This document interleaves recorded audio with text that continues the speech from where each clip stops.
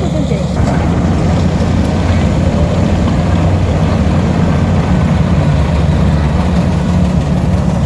Xong của chú anh chị ơi, quá nhanh luôn.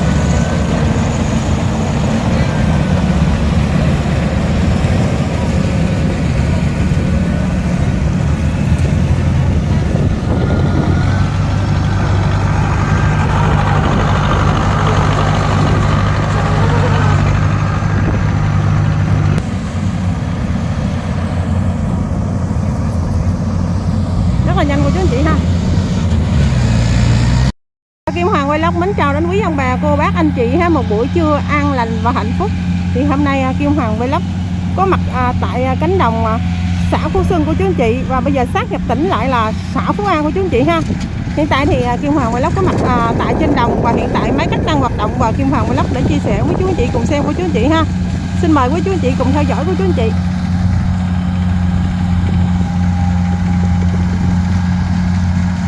Hiện tại thì máy cắt liên hợp rất là hiện đại của chú anh chị, cắt rất là nhanh luôn, quá nhanh luôn của chú anh chị.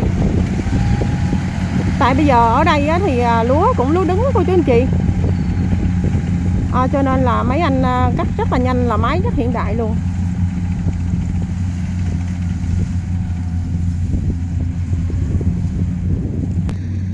Và phía đây thì mấy anh xe kéo ha.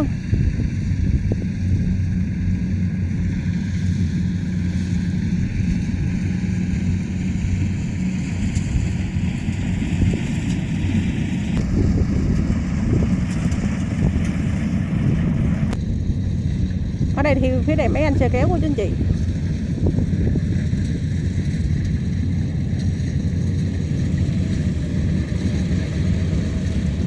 Hiện tại đây thì máy cắt và xe kéo đang tiến tới này của chú anh chị, rất là nhanh, nhiều của chú anh chị ha. Hiện tại bây giờ mấy anh mấy chị đang thu hoạch lúa của chú anh chị ha.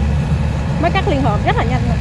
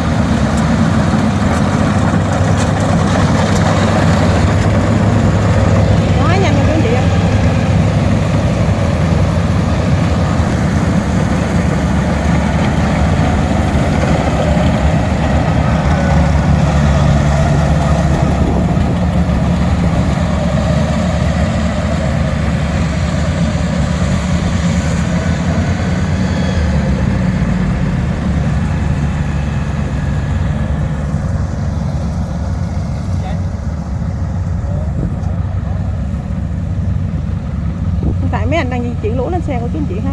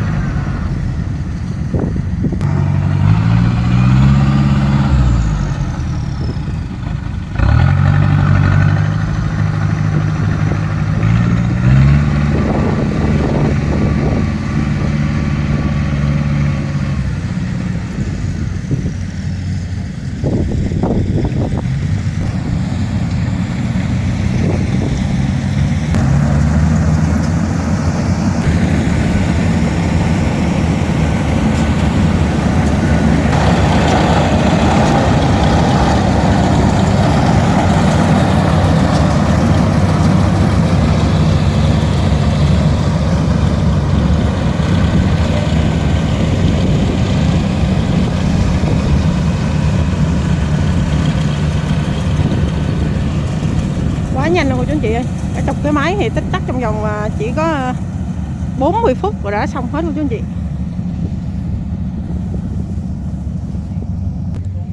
Phía đây thì xe của mấy anh cô chú anh chị ha.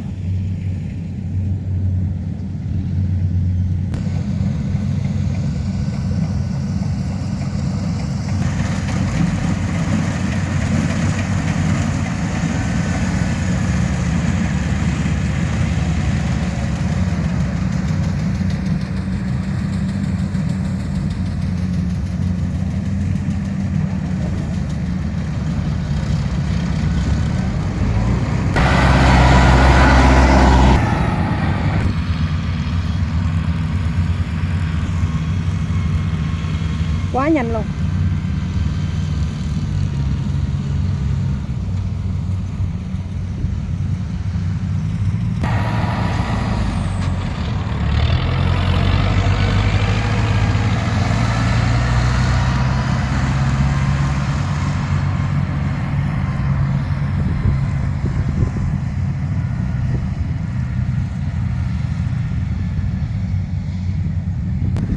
Đây thì hiện tại mấy anh cắt phía trước của chú anh chị ha, và máy kéo luôn nè.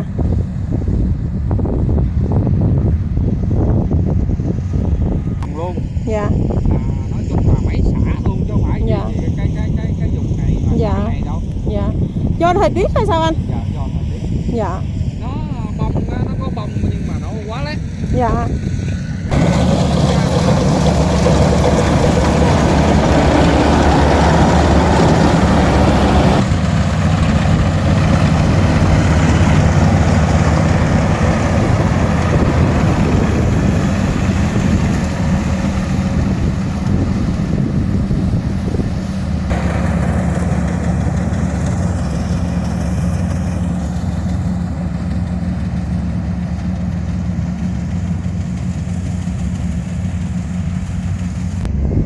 Phía đây thì máy kéo đi tới của chú anh chị ha.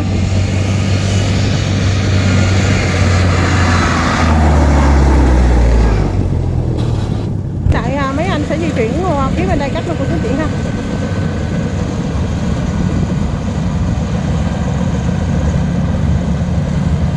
Quá nhanh luôn của chú anh chị ơi, cái máy cắt đi quá nhanh luôn.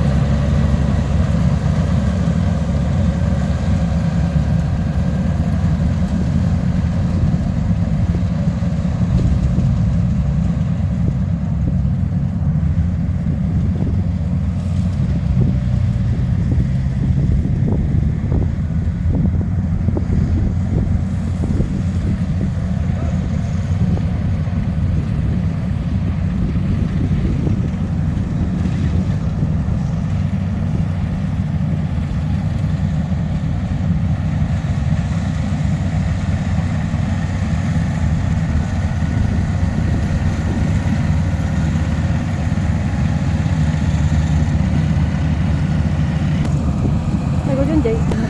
Dạ.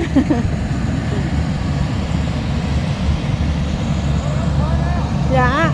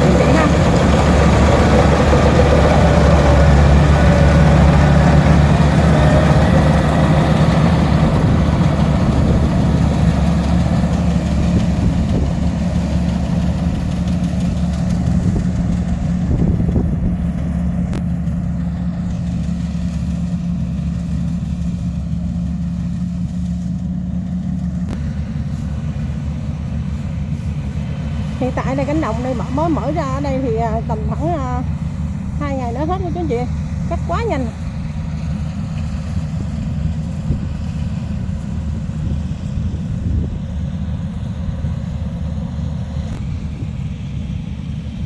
Đây cô chú anh chị ha, thì phía trước thì máy kéo cô chú anh chị.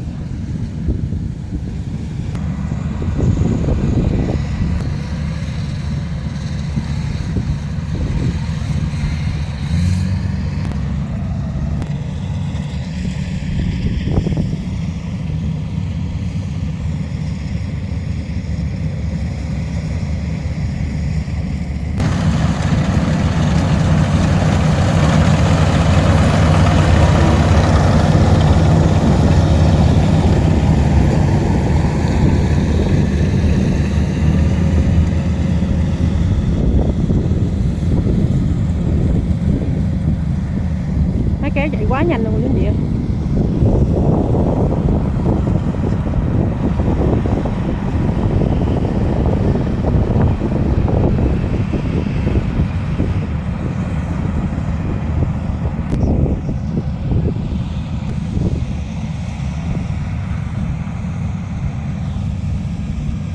Phía trước đó thì mấy anh sẽ di chuyển lúa lên xe đó cô chú anh chị.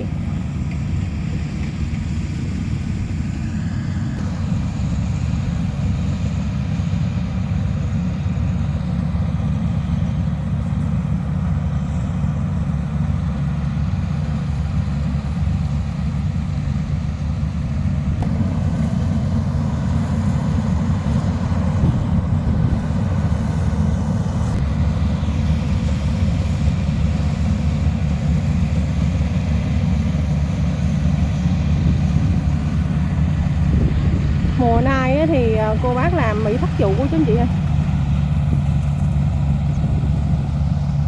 Thất vụ rồi thất giá đâu của chú anh chị.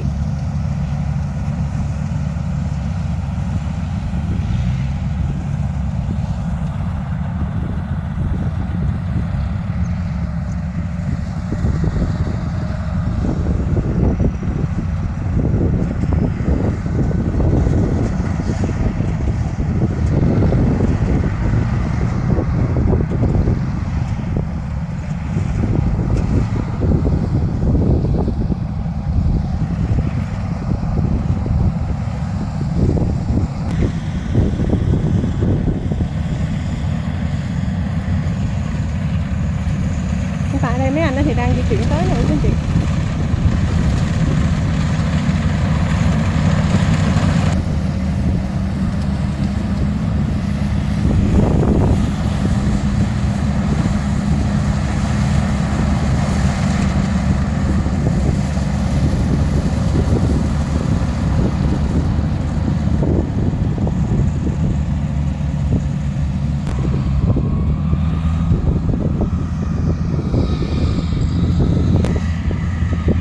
Máy kéo rất là nhanh rồi chú anh chị, quá nhanh luôn.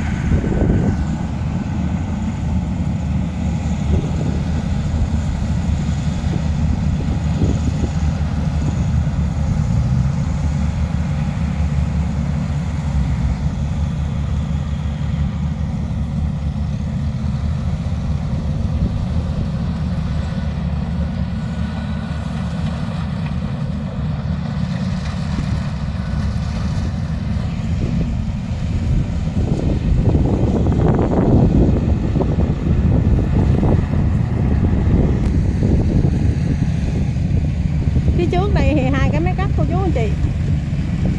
Chim én rất là nhiều chú anh chị ha, mỗi khi cắt lúa thì chim én dữ dằn lắm, tại vì nó ăn ba cái con mùa hông đó cô chú anh chị.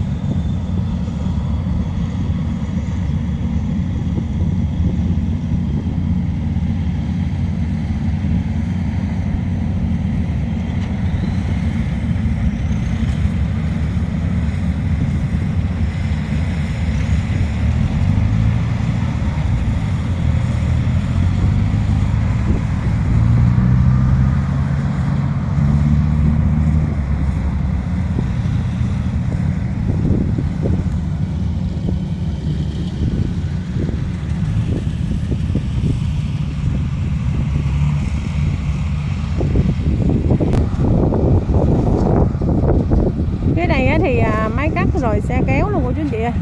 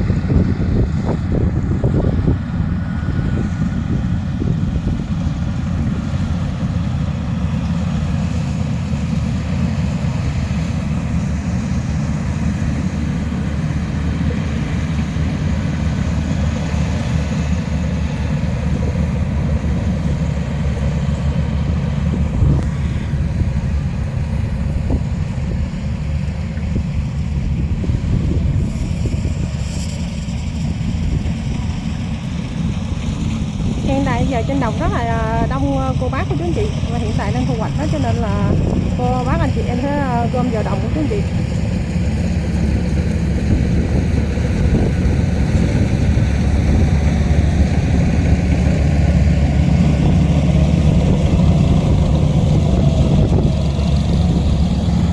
Có gió nữa chú anh chị.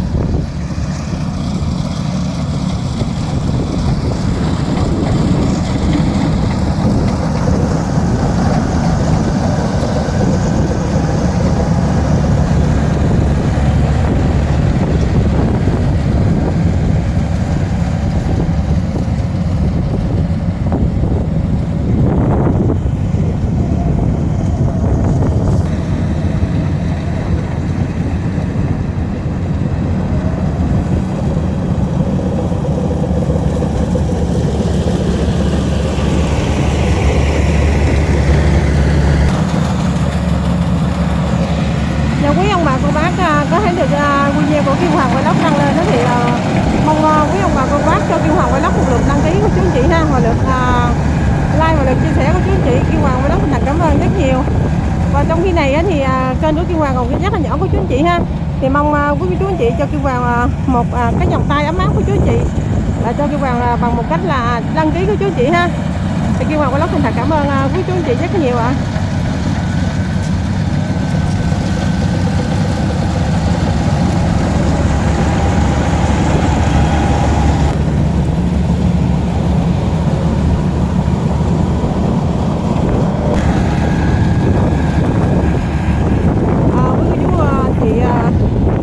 Và ông bà cô bác ha, và các bạn cho Kim Hoàng Vlog xin một lượt đăng ký của chú anh chị ơi. Hiện tại giờ thì Kim Hoàng Vlog rất là cần những cái lượt đăng ký của chú anh chị ha, và đó là cũng như là một cái động lực cho Kim Hoàng Vlog lặn lội trên đồng và để chia sẻ cho quý chú anh chị cô bác ở phương xa trong nước ngoài nước được nhìn thấy cảnh đồng quê và miền Tây của mình cái trạng thái như thế nào của chú anh chị ha. Hiện tại giờ thì Kim Hoàng Vlog đứng ở đây mấy cách rất là bụi của chú chị ha, và cũng đứng vào để chia sẻ một số anh chị cùng xem ha. Hiện tại giờ cũng rất là gió là rất ồn của chú chị, mong quý chú anh chị xem và thông cảm cho Kim Hoàng Vlog của chú chị ơi. Thì Kim Hoàng Vlog đi quay thì không có gắn mic của chú anh chị ha, cho nên tiếng gió nó hơi ồn của chú anh chị. Qua đây hiện tại mấy anh cũng đã cắt xong của chú anh chị ơi, quá nhanh luôn, tích tắc luôn nè.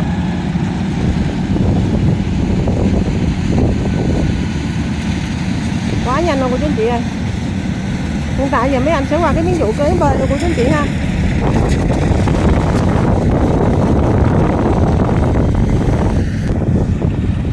Còn phía đây thì xe kéo với mấy cắt của chú anh chị. Quá nhanh luôn.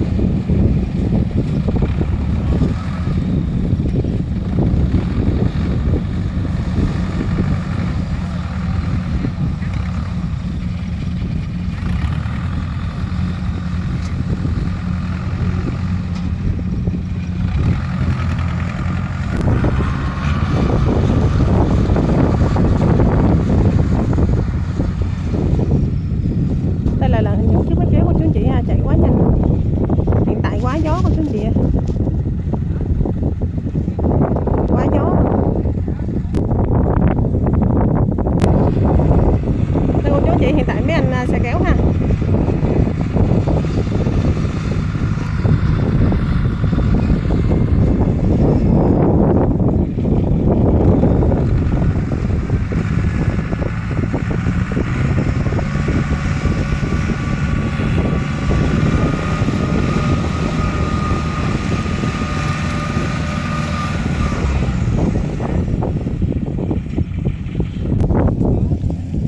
Quá gió luôn của chú anh chị ơi, mong quý chú anh chị xem và thông cảm của chú anh chị.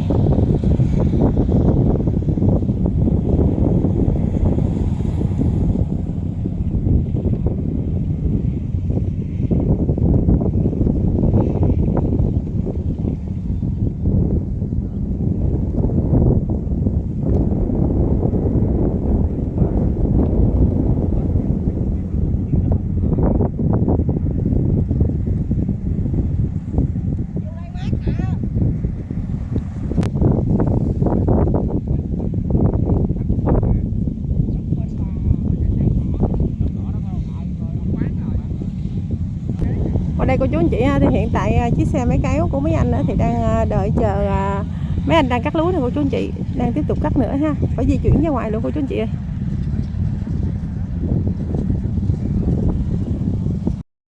Rồi thì Kim Hoàng Vlog xin kết thúc video của chú anh chị ơi, và hẹn gặp lại quý chú anh chị video kế tiếp ha.